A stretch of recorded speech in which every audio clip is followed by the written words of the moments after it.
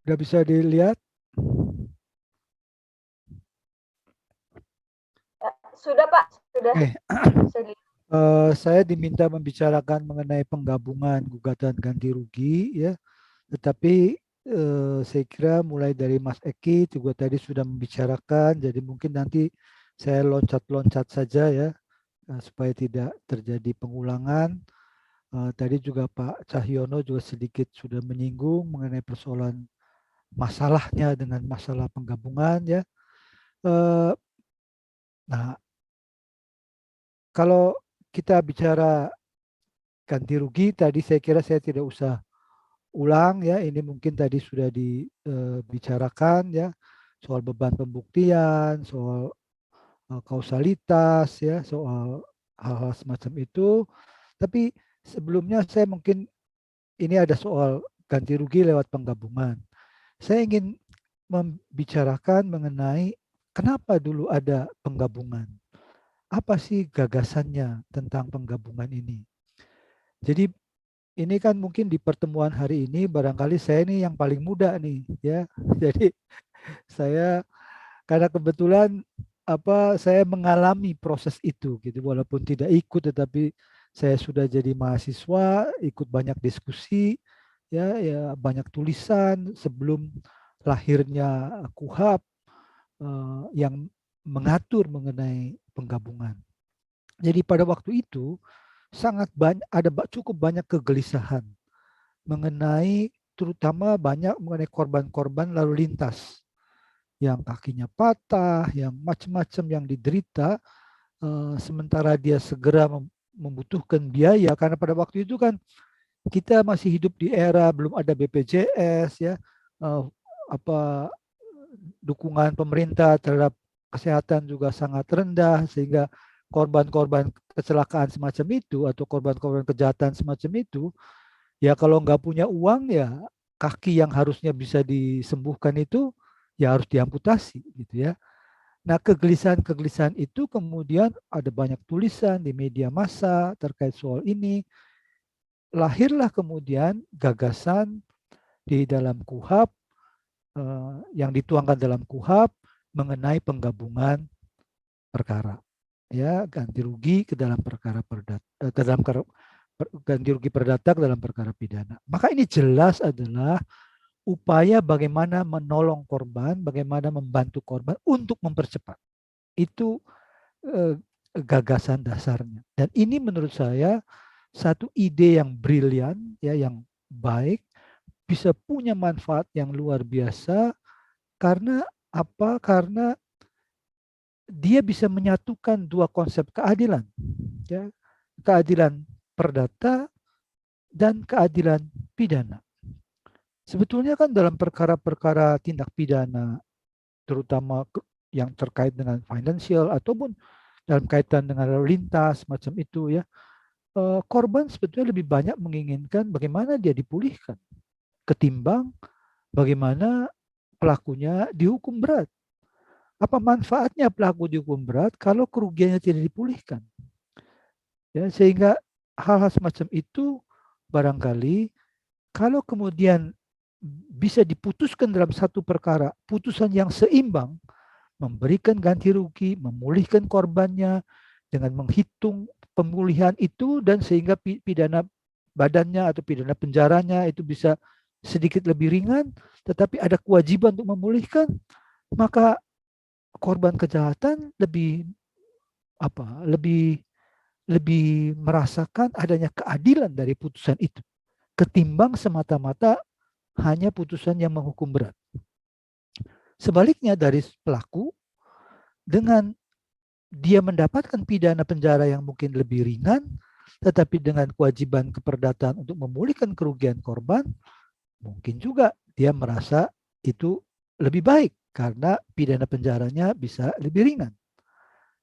Yang ketiga, dengan adanya pemulihan dari pelaku tindak pidana terhadap korban, maka juga kita bisa berharap ada tali silaturahmi, ada relasi yang bisa diperbaiki antara pelaku kejahatan dengan korban kejahatan.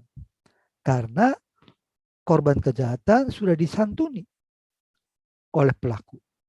Sebaliknya, putusan pidana yang hanya menghukum berat pelaku kejahatan, maka cenderung akan mengakibatkan pelaku kejahatan untuk tidak mau memberikan santunan kepada korban kejahatan karena dia menganggap bahwa dia sudah membayar semua apa yang dia lakukan dengan hukuman pidana.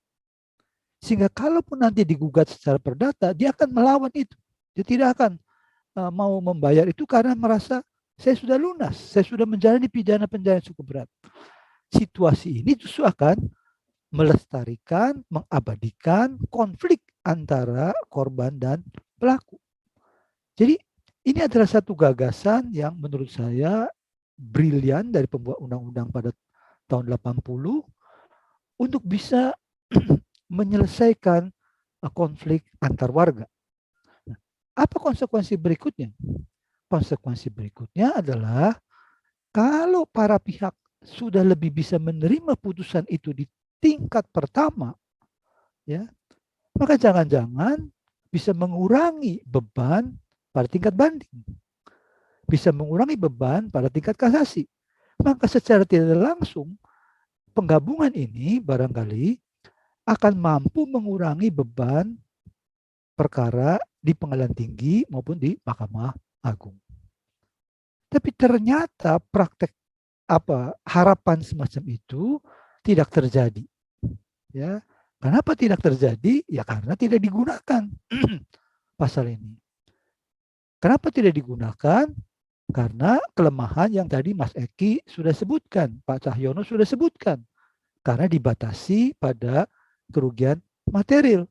Bahkan dibatasinya bukan hanya pada kerugian material saja, tetapi kepada kerugian material yang telah dikeluarkan. Nah, ini lebih parah lagi. Ya, bukan cuma kerugian material.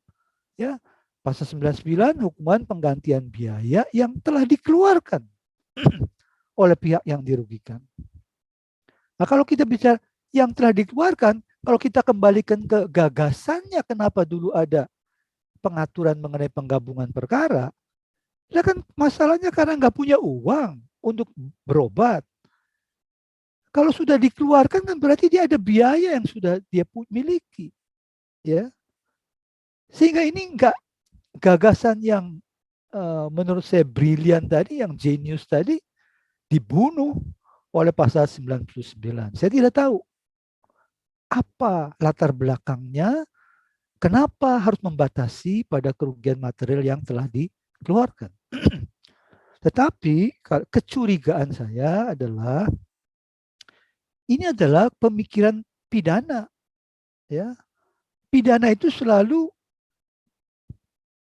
lihatnya ke belakang.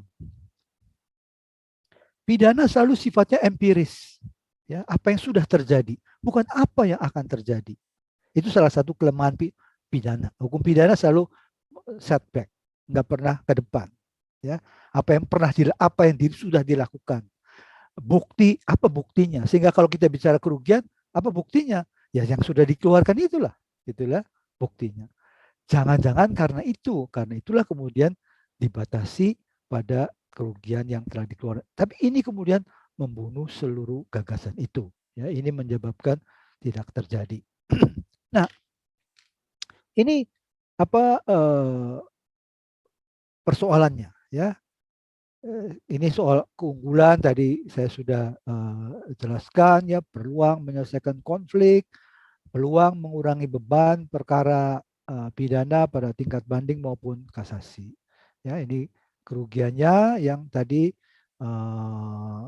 sudah disebut-sebut juga. Selain soal kerugian materi yang telah dikeluarkan, juga ada soal kerugian, ada soal kelemahan menyangkut dia disatukan ke dalam perkara pidana. Ini persoalan serius. Persoalan serius karena apa? Karena kalau orang menggugat ganti rugi, siapa prinsipalnya, ya, di dalam perkara penggabungan itu? Bagaimana prosedurnya? KUHP tidak mengatur dengan baik mengenai prosedur. Ini juga salah satu kelemahan yang menyebabkan apa yang terjadi dalam gugatan ganti rugi dalam perkara Pak Yuliari juga terhadap gugatan-gugatan ganti rugi sebelumnya yang membuat pasal ini tidak digunakan. Karena memang aturan dalam KUHP tidak cukup jelas. Sebetulnya bisa nggak diperjelas? Bisa melalui jurisprudensi, ya, bisa melalui terobosan-terobosan keberanian-keberanian hakim dengan gagasan memberikan perlindungan kepada korban tindak pidana. Ya, jadi nggak menurut saya tidak selalu harus menunggu. Ini nggak ada peraturannya. Kenapa nggak berani kita melakukan sudah banyak bukti ya kan pengadilan dalam beberapa putusannya melakukan terobosan-terobosan hukum. Dalam soal ini sayangnya tidak terjadi. Malahan dalam kasus Pak Yuliari misalnya sebagaimana disebutkan tadi, perbedaan domisili justru malah menghambat penerapan penggabungan gugatan. Ya, padahal menurut hemat saya harusnya digunakan prinsip lex specialis. Ya, ini kan hukum yang khusus. Ide kalau domisilinya harus sama, bagaimana bisa? Lantas buat apa ada pasal penggabungan kalau domisilinya sama? Kan orang melakukan kejahatan bisa di tempat di mana saja, bukan di luar di tempat domisili yang bersangkutan. Masa pembuat undang-undang begitu picik dalam melihat persoalan? Ya, saya kira saya sangat tidak sependapat dengan pendirian Pengadilan Negeri Jakarta Pusat terkait soal itu. Yang kedua juga, kalau kita kembali ke dalam perkara itu adalah saya tanya kepada yang berperkara, itu saya dengar bahwa pihak Pak Yuliari tidak pernah mengajukan keberatan tentang adanya gugatan ganti rugi itu mengenai domisili. Tidak ada pengajuan keberatan. Dan karena soal domisili ini adalah yurisdiksi yang sifatnya relatif, ya, maka pada hemat saya harusnya tidak boleh dinyatakan ditolak karena domisili. Ini yang bersangkutan tidak keberatan, kenapa jadi ditolak ya? Tapi ya sudahlah, itu sudah jadi putusan.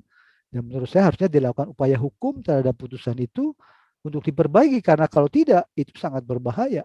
Ya, ini sekaligus menghabisi sudah pas ketentuan mengenai penggabungan ini banyak kelemahannya, sekarang ditambah lagi dengan praktek yang melemahkan gugatan penggabungan ganti rugi.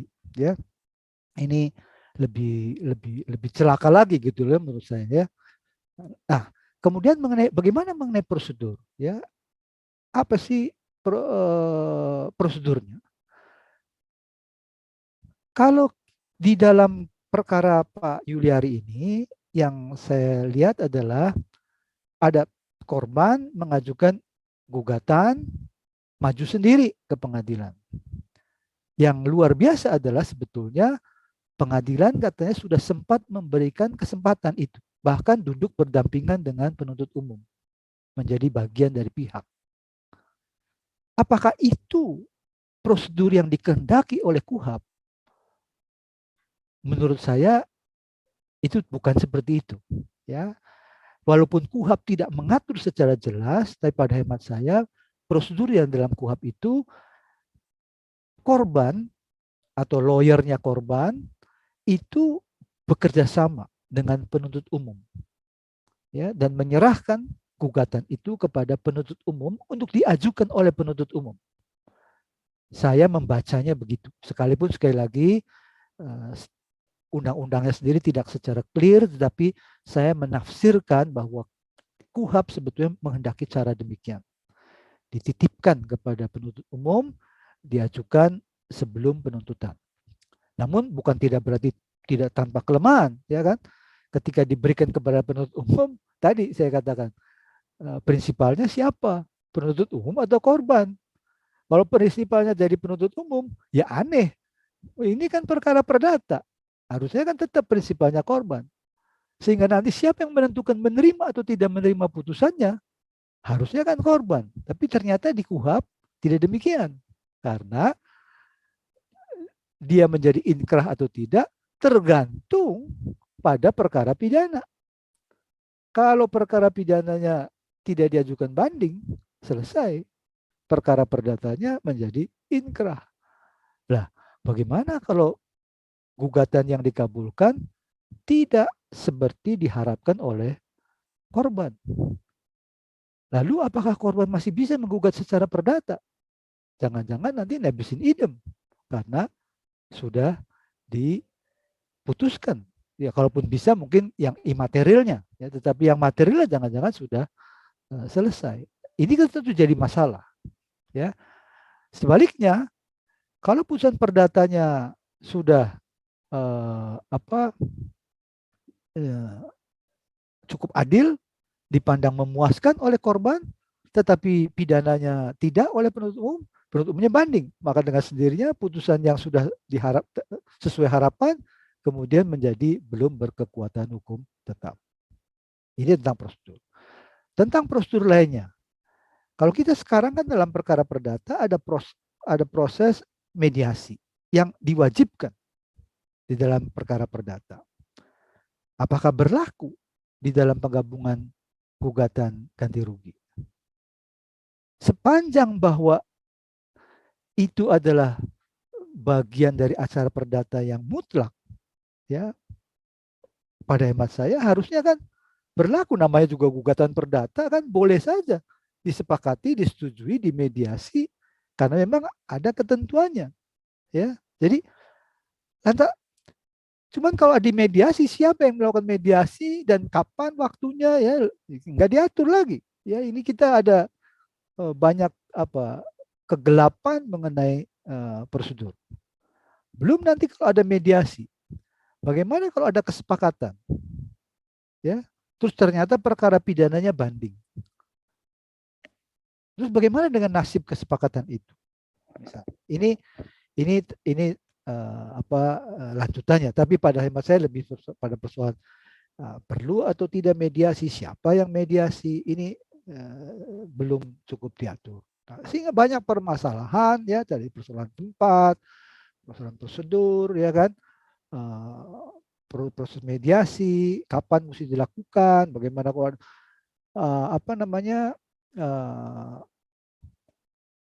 KUHP mengatur harus diajukan sebelum penuntutan. Lalu bila mana sesi pembuktian dilakukan, ya, kapan? Nah, kalau dalam perkara pidana, penuntutan kan sudah dilakukan setelah pembuktian. Padahal di dalam KUHP-nya boleh diajukan sebelum penuntutan. Artinya pembuktian perkara pidananya sudah. Nah, pembuktian perkara perdatanya kapan? Kalau dilakukannya menjelang penuntutan. Apakah akan dilakukan setelah penuntutan atau tidak perlu dilakukan pembuktian? Kalau dilakukan pembuktian, lantas kewajiban siapa yang harus membuktikan?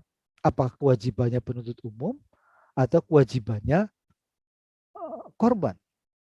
Ya, kalau dititipkan kepada penuntut umum, menurut saya harusnya menjadi kewajiban penuntut umum untuk melakukan pembuktian mengenai kausalitas dan yang tadi dijelaskan oleh Mas Rizky, Pak Cahyono, ya kan, itu beban siapa itu semua, ya, soal prinsipal. Sehingga kalau saya melihat keadaan sekarang, ya, keadaan saat ini mengenai pasal dalam KUHP mengenai gugatan penggabungan perkara ganti rugi, saya tidak merekomendasikan untuk digunakan, ya, karena kegagalannya akan besar dan kalaupun diterima barangkali kemungkinan memperoleh putusan yang memuaskan juga sangat kecil. Jadi kalau saya lebih menyarankan untuk sementara, ya, penggabungan menurut saya tidak menjadi rekomendasi dalam rangka pemulihan kerugian korban. Saya lebih berharap, tentu kita harapan idealnya adalah ya diperbaiki hukumnya, betul. Penggabungannya tetap diadakan, diperbaiki KUHP-nya, ya. Kemudian juga barangkali tadi ini, nah ini soal kompensasi dan restitusi. Jadi Pak Cahyono, ya, memang saya betul, ya, restitusi itu kan seperti restitusi pajak. Tetapi kalau di orang-orang pidana itu sebetulnya kalau kita bisa dihukum pidana juga nggak ada karena kita tidak. Tapi kalau di undang-undang perlindungan saksi itu disebut-sebut, ya. Cuma di sana disebut kompensasi dan restitusi. Tapi kalau secara keilmuan dalam hukum pidana memang kompensasi itu ya ganti rugi juga, tetapi diberikannya oleh negara. Kenapa negara memberikan ganti rugi? Ya negara dianggapnya gagal memberikan perlindungan kepada warganya, maka ya dia harus kasih kompensasi. Nah dalam kasus seperti bansos, negara bisa saja kasih kompensasi harusnya gitu ya. Kalau negara memberikan kompensasi kepada warga yang tidak mendapatkan bantuan sebagaimana seharusnya, maka kemudian negara bisa menuntut ganti rugi kepada pelaku. Maka menjadi kerugian negara karena negara sudah memberikan kompensasi kepada penerima. Ya. Nah, restitusi itu apa? Restitusi itu ganti rugi yang membayar siapa? Pelaku. Jadi kalau kompensasi itu yang bayar negara, kalau yang ganti rugi dari negara, kalau restitusi itu ganti rugi dari pihak. Nah, oleh karena itu saya setuju barangkali ini soal istilah ini juga mungkin perlu kita kita sepakati supaya tidak ada istilah nanti orang perdata atau ya ini restitusi kan begini, om pidana sebaiknya disepakati kita gunakan saja istilah yang sama ya apakah ya sudah gunakan saja istilah kompensasi, kompensasi dari negara, kompensasi dari pihak gitu ya untuk memudahkan ya terserah saja tapi yang penting adalah secara prinsip tidak ada perbedaan, perbedaan hanya soal istilah. Kemudian ada juga terkait soal tadi saya ingin juga mengkonfirmasi pendapat Pak Cahyono ya mengenai soal bisakah saya memikirkan tentang kan tadi dijelaskan ya harusnya kan yang diterima senilai 280.000 rupiah.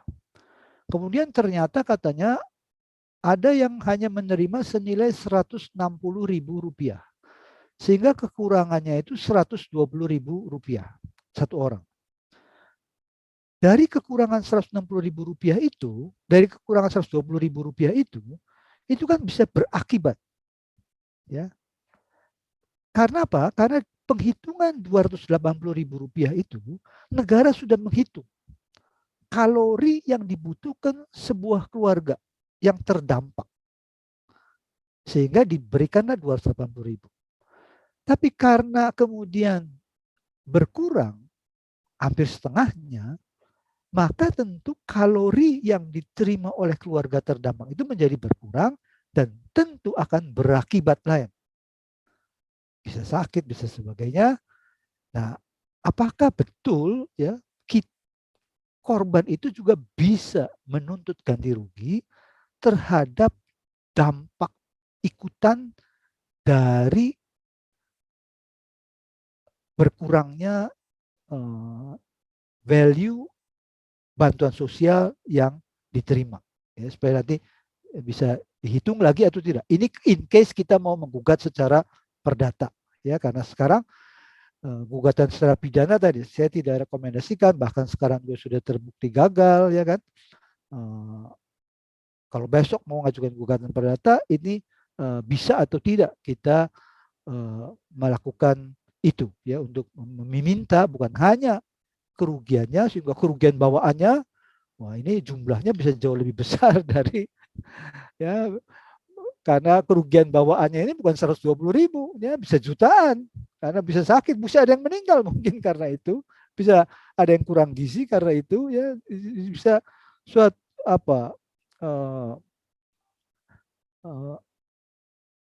tambahannya ini suatu angka yang luar biasa. Dan kalau ini dilakukan, saya kira buat presiden juga baik-baik, sangat baik ya supaya koruptor berhitung ya, tidak usah kita pakai sibuk-sibuk dengan istilah memiskinkan dan lain sebagainya, tapi cukup dengan cara-cara gugatan secara perdata saja ya bisa ada angka yang sangat besar dan bisa membuat koruptor menjadi miskin dengan sendirinya gitu ya. Jadi saya merekomendasikan gugatan perdata dan sekarang gugatan perdata itu relatif lebih cepat ya karena sistemnya sudah jauh lebih baik. Dan kemudian juga kalau kita lihat dari karakter korban bansos ya, soal kecepatan waktu itu sudah tidak punya dampak ya berapa cepat, ya mau digugat secara perdata, mau digabungkan, hampir sama lah, ya nggak ada bedanya lagi. Kalau memang sudah kurang gizi, ya sudah terjadi kurang gizinya gitu ya, sudah terlambat semua. Ya, jadi kalaupun diajukan gugatan penggabungan juga, ya sudah terlambat juga gitu ya. Jadi apa pada hemat saya harus dicoba ya upaya untuk mengajukan gugatan secara perdata ya kita lihat dan tadi menghubungkan kerugian dengan menambahkan juga pada kerugian-kerugian yang ditimbulkan dari berkurangnya nilai yang diterima pada paket bansos itu. Saya kira itu yang saya bisa sampaikan, Mbak, untuk pengantar diskusi ini. Mungkin nanti kita bisa dalami dalam diskusi. Terima kasih.